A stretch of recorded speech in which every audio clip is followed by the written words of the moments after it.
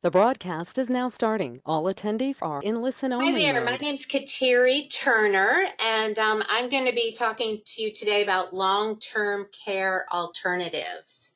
Um, so I'm from Government Employee Benefit Association. GIBA is a nonprofit association open to all federal employees. And I really just want to thank Donna and Janine for inviting us here today. At the end, I will see if there's time to answer any questions. If I can't answer them live in this webinar, then we'll be able to answer them at a later date. We'll kind of touch back with you and give you a list of frequently asked questions and such.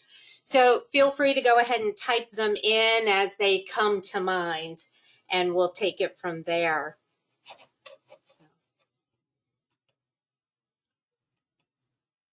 Okay, so like I said, I work for GIBA, Government Employee Benefit Association, and we were created by NSA to serve a need, fill a void per se. And 60 years later, we're still doing that same thing by offering customized insurance and investment solutions. So it's easy to become a GIBA member. All you have to do is have one product with us, dental or an investment or something like that. And actually, you can sign up to get our newsletter and we'll send that to you free, even if you don't have a product with us. The great thing about GIBA is if you leave your federal job, you can still take those benefits with you. We like to say, once a member, always a member. So my name is Kateri Turner. I'm a certified financial planner. And like many of our GIBA financial advisors, I also hold a designation as a chartered federal employee benefit consultant. So lots of words, but what it really means is that we kind of know your federal benefits inside and out. So we can really help educate you about those benefits, where the shortfalls are, what are the great benefits, and help you customize solutions to work with and enhance those benefits. So at GIBA, we have the expertise with our different designations. We have experience. Our financial advisors have an average of over 15 years of experience. And, our motivation, we're here to serve you. We put our members first. We're a nonprofit organization. We are salaried financial advisors so that we can keep our focus on you, the member. So these are just some of our insurance and our investment products that we offer. I think one of the great things that GIBA has is right there down at the bottom, it says our sponsored family members. So what that means to you is, like my mom has our dental insurance. So because I'm a GIBA member, she can have the dental insurance through me. My sister has several investments with us. So that's just a way you can take your great GIBA benefit and share that with your family. Okay, so let's get on to our topic today, long-term care. So this really is a difficult topic. None of us like to admit that at some point in the future, we might need help taking care of those really basic things like bathing or eating. And so it's a difficult concept to grasp. And so it's obviously a difficult conversation to think about, how's that going to look? What am I going to do? How am I going to pay for it? So, just kudos to you for realizing that as difficult as that is, that it's something that you need to think about and kind of tackle. It really completes your total financial plan. So for this webinar, I'm going to give you a taste of several different long-term care options. Long-term care insurance doesn't have to be the only option. So we'll talk about those things. But in a way, I'm probably providing you with enough information to make you dangerous, right? I want to empower you to ask good questions. And, I'll try and give you examples, but the examples are all going to be based on gender, age, and your health, obviously. So not one thing is going to apply to everyone. Long-term care is a topic where everyone is just so unique. But again, hopefully I'll give you ideas so that you can start really delving into this topic and asking good questions. So, with long-term care, needing that assistance, that is the one thing that can really throw off any good financial plan. You think your expenses are going to be a set amount, and then boom, in come these high long-term care expenses. And they shouldn't surprise us because statistics show us that about 70% of people are going to need some kind of long-term care assistance at some point in their future. Now, long-term care assistance means so many different things. It means, nursing home. That's what we traditionally think of. It means assisted living. It can mean a memory care unit for someone who has dementia. It can mean home health care. And it doesn't have to be 24 hours a day home health care, but someone who comes in to help you, say, a couple hours each week, things like that. Most people usually need this kind of assistance for the average is about 3 years. You can see from this slide here that women usually a little longer, men maybe a little bit shorter. So how much is it going to cost? Well, it really depends where you get your cost. In the DC metro area, which is where we are, the average cost is just under $140,000 a year. That's a huge expense. So that's what we're trying to say, how can we manage this kind of expense there?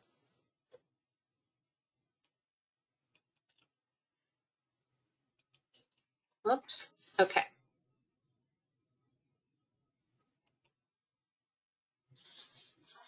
Sorry, my slides are getting a little confused here. Okay, there we go. So in the DC metro area, if we say that we know the cost of care is $140,000, and let's say that somebody's going to need care for about 4 years, we'll assume that that cost of care increases each year by about 3%. So then by the time you need care, let's say in 30 years, we'll say someone is age 55 now, and a target age of needing care is about 85. So in 30 years needing care, that cost of care will be about $1.4 million. Wow, that is huge. So how are we going to pay for that kind of care? If you did a single lump sum investment today of, about $325,000, and you could get a rate of return of 5%, In 30 years, it will build up to about that much. But not everyone has that much to solely set aside just for long-term care and not to be used for any day-to-day living expenses or anything like that. So what if you decided to put money in annually for long-term care? In order to come up with the 1.4 million, that would be about $20,000 a year. Again, huge amount. That's $20,000 over and above your day-to-day living expenses. And this is just for one person. So if you're a couple, we're going to multiply all of this times 2. So that's a huge, huge expense there. And where long-term care insurance comes in, insurance is designed to share the risk. So who knows if you're going to be the one who needs long-term care assistance, or maybe it's your spouse or a family member, but insurance helps you share that risk.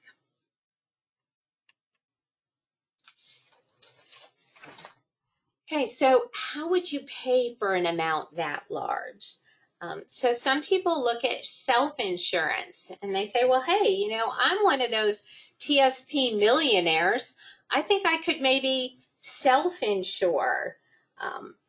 And there are some people who do self-insure.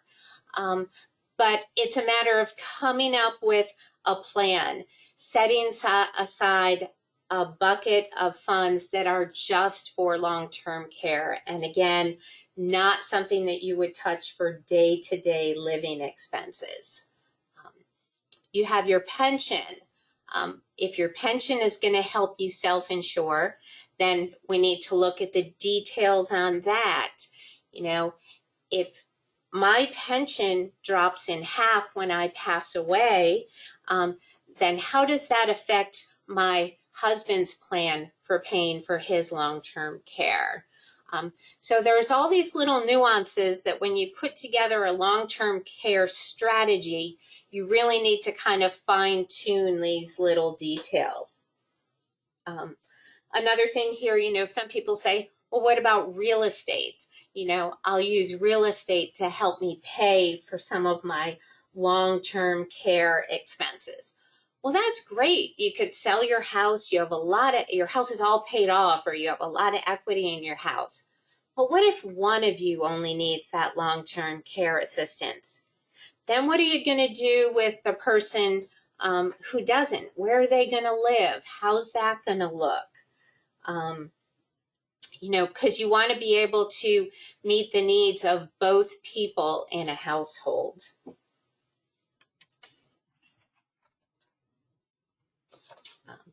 Now, when you look at selling something like a house, the other thing you're going to have to look at, sorry about that, is if you're selling assets, what about the taxes you pay on those? So that's kind of where you see that everything is intermingled, long-term care and investments and taxes and things like that.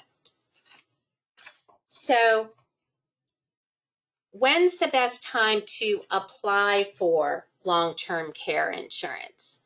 So you can apply for long-term care insurance at any age. Most people do apply for long-term care insurance somewhere like in their mid-50s. The longer you wait to apply for long-term care insurance, then the older you are, so that increases a premium there, and your health may decline, so that may make it harder for you to get traditional long-term care insurance. An important thing when you're applying is, the second question that an applicant is always asked is, have you been declined long-term care insurance from any other carrier? So you really want to work to make sure that you're able to say, no, I've never been declined. You want to make sure that the first time you apply for any kind of insurance, that you and the financial advisor you're working with have really done your homework to make sure that you meet all the qualifications with that carrier so that you're not going to be declined there. Another interesting thing with long-term care is when you're over 60, they will do a phone interview with you, just kind of a cognitive interview. Again, they're kind of testing for preliminary signs of dementia, things like that. So I often have people who say, hey, I'm 59, let's apply for it now. I want to make sure I don't get flustered on any kind of interview like that.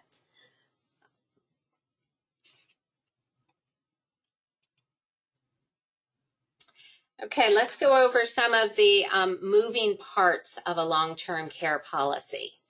So there is what's called the daily or monthly benefit. And so you'll see that often in terms of like $150 or $200 a day, or oftentimes like a $5,000 monthly benefit. That's how much would be reimbursed to you on a monthly basis. So in other words, you submit bills for about, let's say if you submit a bill for $6,000 and your monthly benefit is $5,000, your insurance would cover the $5,000 and then you out of pocket would cover the rest. Okay. So people go back and forth. Some policies will have monthly or daily. Monthly is usually considered a better kind of benefit because especially if you're receiving care at home, you really don't know, if you're going to have large expenses one day, and then maybe the next day you have very little expenses because your son or daughter stops over and helps you out. So a monthly benefit will help kind of even your reimbursement out a little bit. So if you have a choice, I'd always go for a monthly benefit. So benefit period. That is how long the benefit is expected to last. And you're usually going to see that in terms of 3 years or 4 or 5 years. And the benefit period is all based on what's called your benefit pool. So people will start off a long-term care policy with a benefit pool that may be about $200,000. And your monthly benefit maxes out at $6,000, and then your benefit period may be about 3 years. Okay, but you have that one pool of long-term care benefit. If you start using that benefit at a slower rate, then the benefit period will actually be a little longer because that pool just goes down gradually as you use it. So there are ways there to make your long-term care benefit kind of stretch it a little bit longer there. And, I generally like to do long-term care policies that are short and fat. In other words, a large monthly benefit and maybe a smaller benefit period of 2 or 3 years. I feel like it really enables a person to get the most out of the policy that way. You can always extend the policy, but you can't always take out larger amounts in the beginning. Okay, so then there's the elimination or waiting period. So think of this like as a deductible, like you have, with any of your car insurance policies. The waiting period is usually 90 days. So you're going to pay for all those long-term care costs out of pocket for the first 90 days. So you really need to make sure you have that, little safety net of money set aside to do that. 90 days is what's recommended and most common because oftentimes 90 days coordinates very well with Medicare.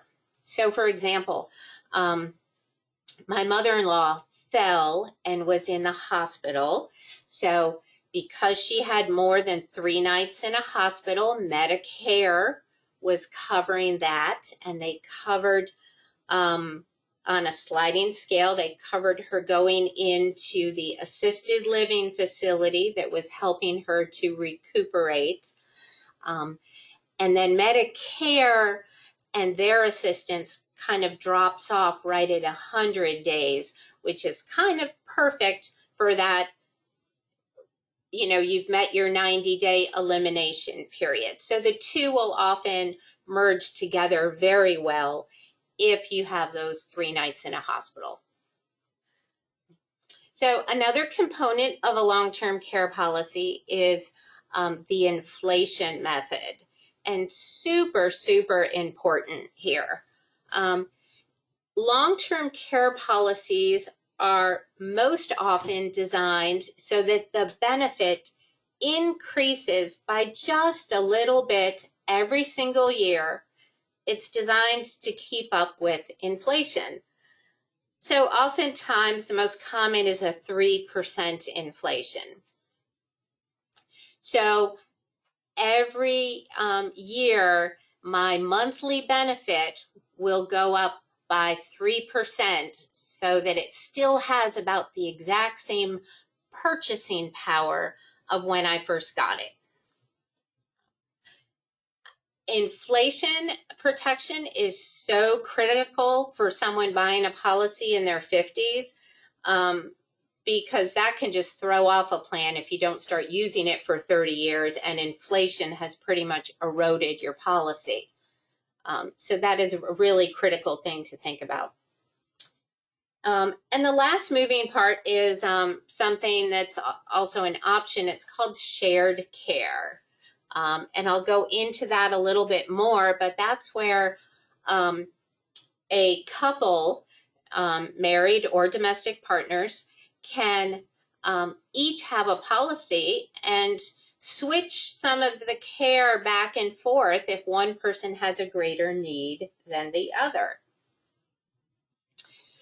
Another moving part that's not on here is the difference between cash versus reimbursement. About 90% of the long-term care policies are reimbursement. That means you pay for it first, you submit your claim paperwork, and then you get reimbursed. There are a few policies out there that are cash or indemnity policies. And that means that once you qualify to go on claim, they will just send you a check every month. There's no need for all that paperwork. It sounds really great. It is. But there's also a larger expense to that kind of policy. So how do you go on claim when you need long-term care? You need to kind of activate your long-term care insurance. You need to have your doctor say that you need assistance with at least 2 out of the 6 activities of daily living. So that's bathing, dressing, toileting, continence, eating, and transferring. Or if you have, dementia, then you only need that one activity that you need assistance with. So the other thing you need is your doctor is going to say that they expect your care to last at least 90 days. So one of the questions that someone asked earlier was, what about, can I use it for pregnancy? Generally, no, because you're not going to need assistance on a day-to-day basis with all those activities, and it probably is not expected to last for 90 days. Chronic means something that you're not expected to recover from. Now, there's always exceptions, but if something doesn't go as planned, but generally speaking, a pregnancy or an accident or something like that would not be something that you could use your long-term care insurance for.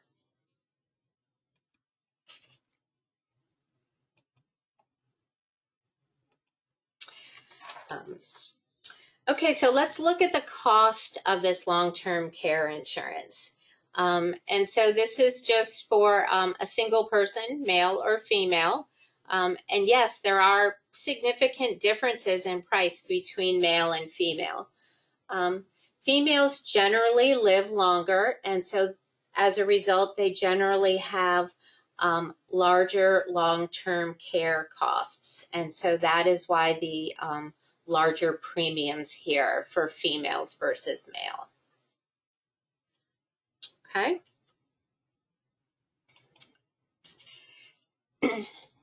Now let's take a look at it. If we looked at couples, and they are individual policies, but insurance companies recognize that if someone is married or has a significant other, that they're less likely to go into a nursing home or assisted living because they have their partner to depend on.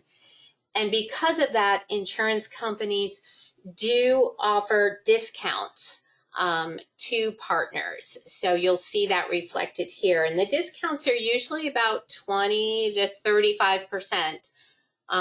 Just the fact that you have a partner who's going to kind of keep an eye on you there. Okay, let's talk about shared care. Shared care is probably the most popular kind of long-term care insurance that we work with. So the way that works, if you see down at the bottom, person A would have a long-term care policy that would give them a $200,000 benefit pool of money there for long-term care expenses. Person B would have an identical policy. So then what if person A goes through all of their long-term care policy and still needs more money? Well, they can take some of person B's benefit pool money. And what if, person B passes away and never uses it? Then all of a sudden person A has twice the amount of long-term care benefit.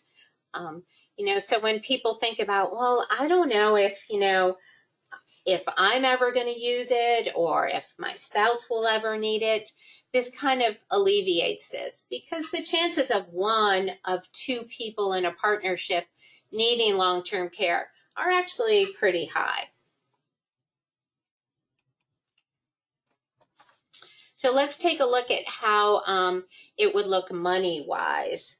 And this is actually a couple that purchased this back in 2007. So we'll also be able to talk a little bit about the history of long-term care here.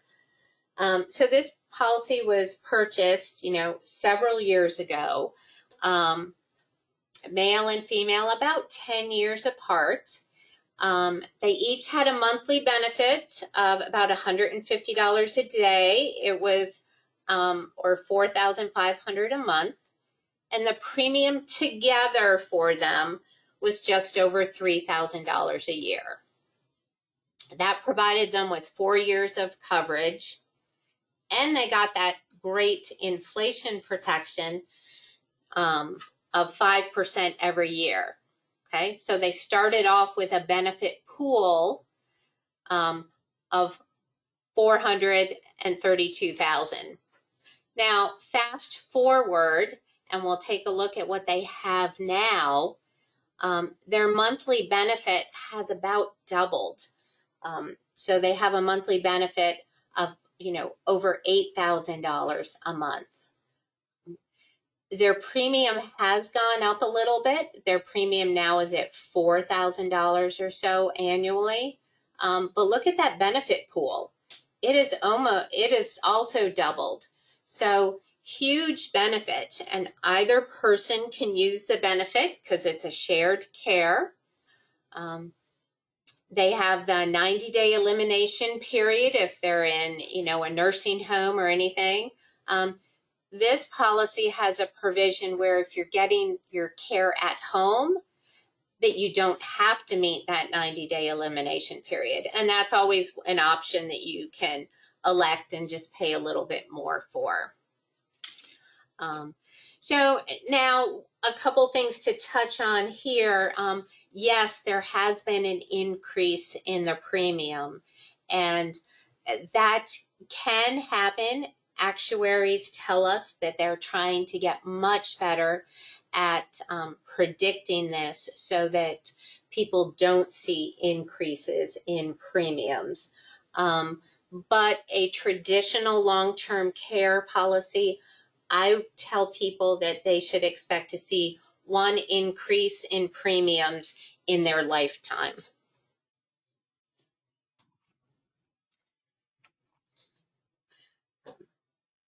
Okay, so that's like the traditional way to fund long-term care. So then some people say, well, I don't like that for any number of reasons.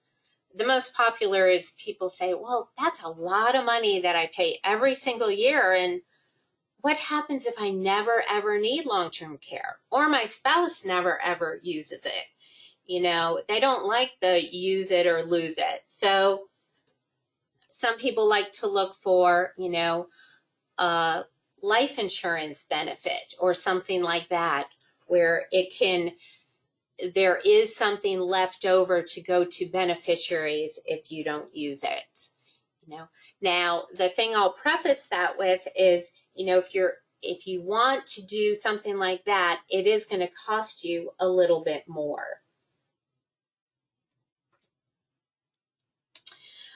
We're also going to touch a little bit on things called like a short-term care policy. We'll talk about reverse mortgages and also continuing care retirement communities as some different alternatives. So this is probably the best and most comprehensive slide in all of this presentation. So what it really shows in this funnel here are all the different long-term care options.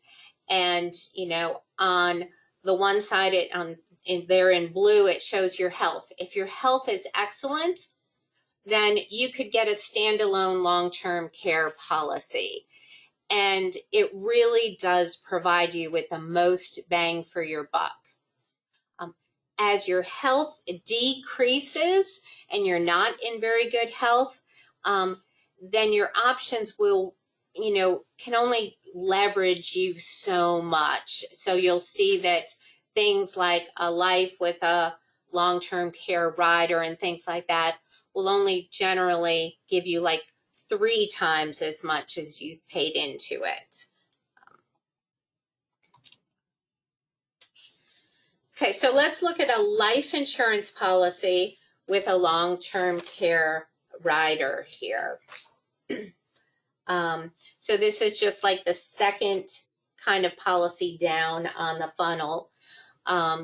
So in this case, a male age 55 in very good health would pay a single premium of about $50,000. There'd be a small death benefit. Generally, the death benefits here are really like a return of premium. So if you pass away and never use it, your beneficiary could get just about what you put in back as a death benefit. But its true value, the real meat of this policy, is the long-term care rider.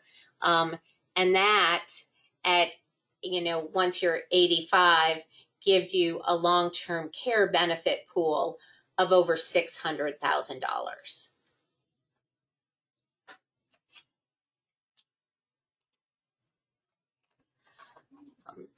So it is possible for you to get a joint life insurance long-term care policy for a couple. And so this is an example here where the couple pays $100,000 as a single pay. And then they also pay for an annual rider of about $2,000. Large long-term care benefit pool of just under $600,000. And if you pass away and never use it, your beneficiaries could get 121. So again, if you look at the pros and cons of every kind of policy, I would say the pro with this kind of policy is that, someone will get the funds that you put in to pay for the policy, that death benefit of $121,000. So, but the con on the other side is you see it's a large premium to be able to start something like this.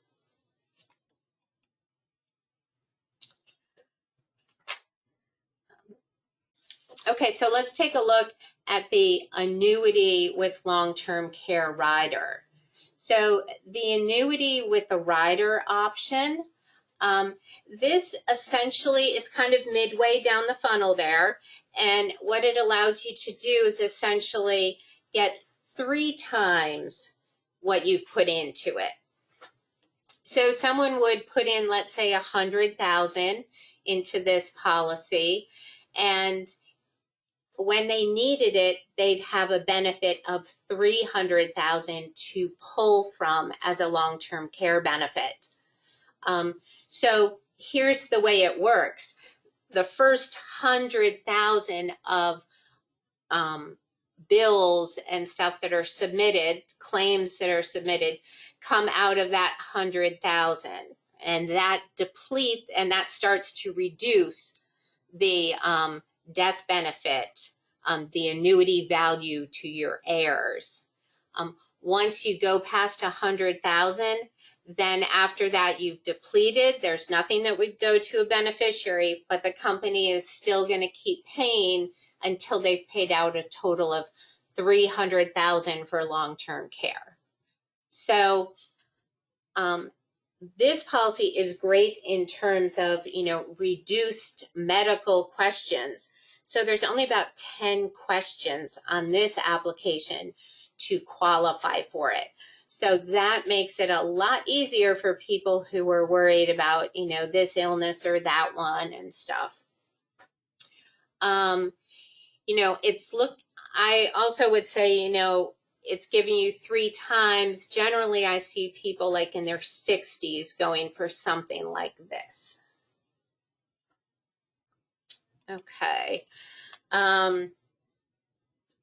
This is another very, very popular way to help with long-term care, and it's called life insurance with a chronic illness rider.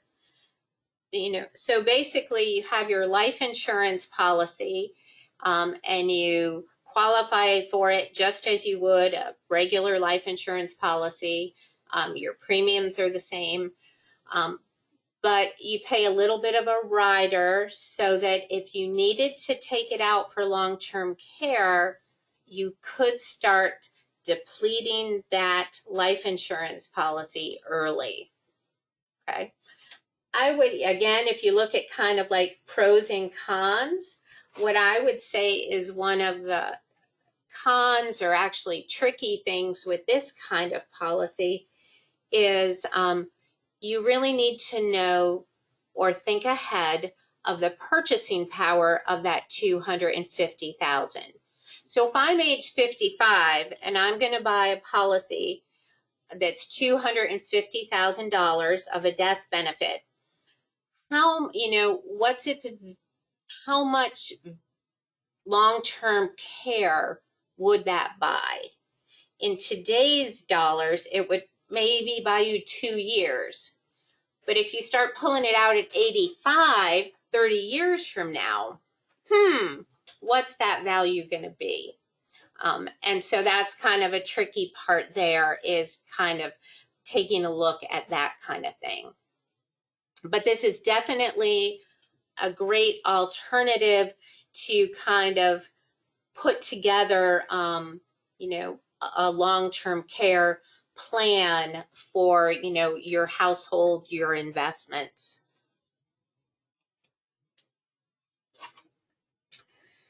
So there are some short-term care policies. And so this is a policy that you apply for it and you do it just on a yearly basis. And it can provide you with these are indemnity benefits, so they're not reimbursement. You're not submitting claims. The premium seems low, but it's going to give you a little bit of a benefit, and that's something you apply for each year. So there's a home health care only policy. And the home health care only, it's got no inflation protection or anything like that. But it allows, it provides you with some help for about 6 months of care. And it goes like that just for 6 months, and then it kind of turns off. But it gives you a little bit of help. And it's only for home health care, so it's not going to help you for nursing home or anything like that.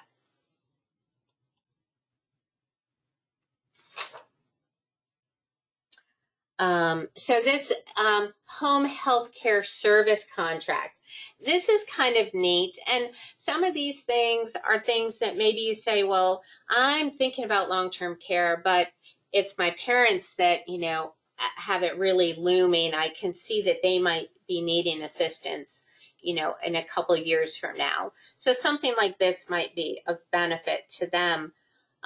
With this kind of policy, essentially what you're doing is it's like a prepaid phone contract, if you will.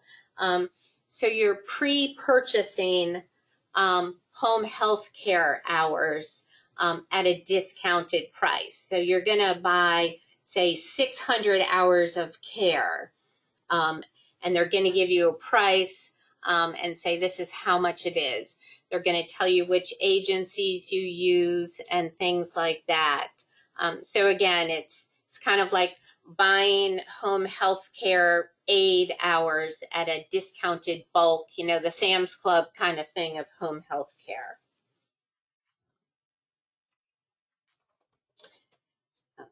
So, wow, a whole lot of different things. What's right for you?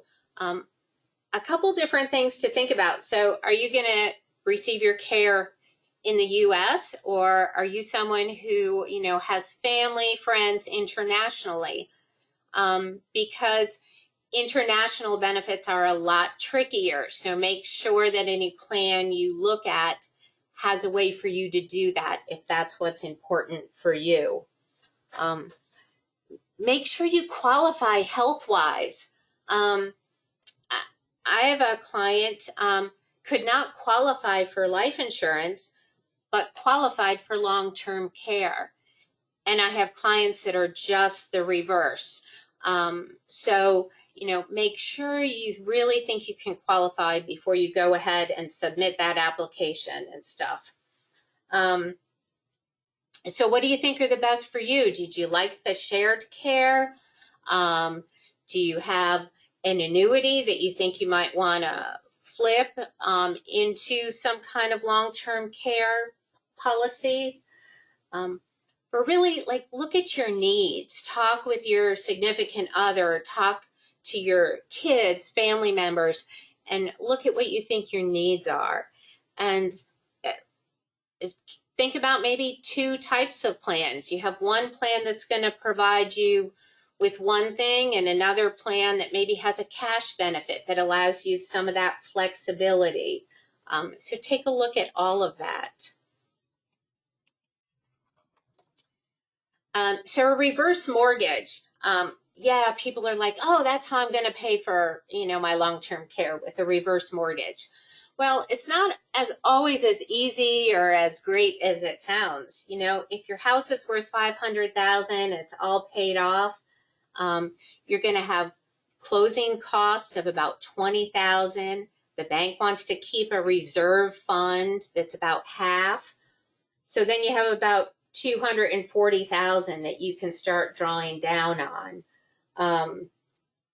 And over 20 years, that's only about $1,000 a month that you would get as, cash, but you still have to pay all the taxes, all the maintenance and everything. It works for some people, but it's not the be all and end all for everybody. So let's talk a little bit about CCRCs, continuing care retirement communities.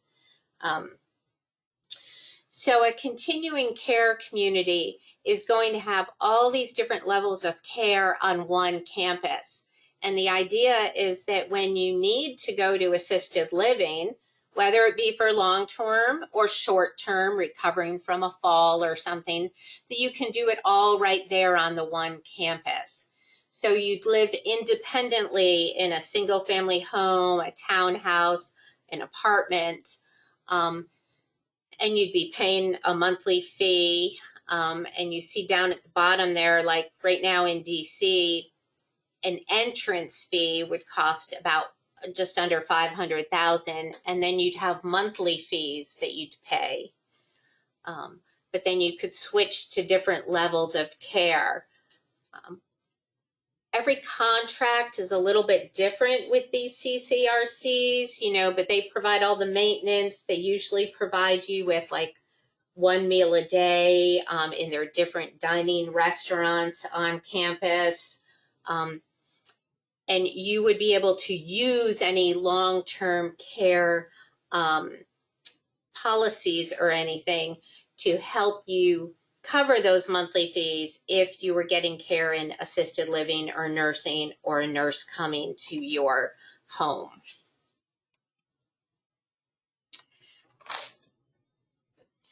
So the one thing here I really want to stress is people say, well, what about Medicare, Medicaid? Can't I use that? Medicare is not a long-term care plan. Medicare is like a Blue Cross Blue Shield. It's a health insurance plan. You can have it with your federal health insurance. You can have it as your only health insurance, but it does not cover assisted living or nursing or anything. Medicaid can cover some of that if you qualify. Now, like, I should put those words aid, AID, in capital letters, because you need to have 0 assets. You're allowed to have assets of $2,500 to qualify for Medicaid. So most federal employees with their pensions are not ever going to qualify for that kind of assistance. Okay, so really this is finishing up my portion of the slides today. I really covered just that one little nugget of long-term care, but hopefully you can see how this, fits in or should fit into your overall financial plan of insurance and investments. How do you invest to pay for that long-term care premium?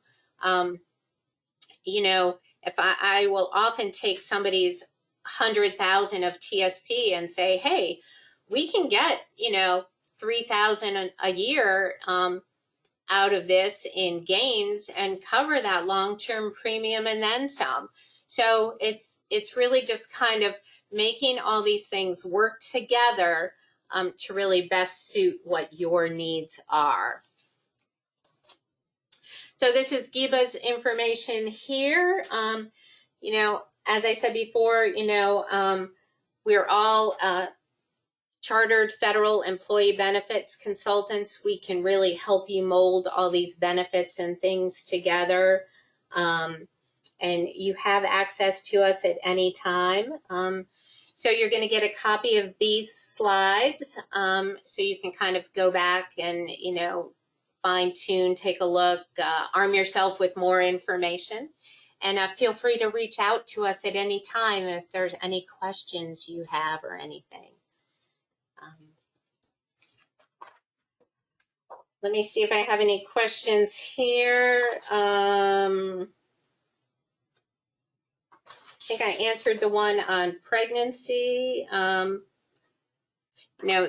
somebody asked, if they have money in a fixed annuity, can a long-term care facility require those funds to be used? So I think the general nature of that question was kind of saying, looking at a Medicaid type of thing. When you go into a long-term care facility, you need to qualify to get in. You need to show them your financials and that you can pay their monthly fee to go in. The only time that something like a Medicaid would come into play is someone who has been in that facility for, say, 7, 8, 9 years and who have outlived their resources. So that's where that kind of thing would come into play. So again, feel free to drop in your questions and we'll answer them. And Chris Fajola is up next. He's going to talk about Social Security. And have a great day. Thank you very much.